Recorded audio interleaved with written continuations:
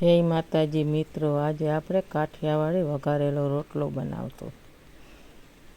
White ઘીમાં આપણે લસણવાળી ચટણી, ધાણા, જીરું, હળદર, પાણી નાખીને ચટણી બનાવી લેવું. આવી રીતે ચટણી બનાવી ટોપિયામાં તેલ મૂકી રાઈ નાખી અને ચટણી નાખી દેવું. આવી રીતે ચટણી નાખી દીધા પછી એમાં છાશ નાખશું. સોતરાઈ જાય એટલે છાશ નાખી દેવું. જો હવે સોતરાઈ ગઈ છે, હવે એમાં આપણે છાશ નાખશું.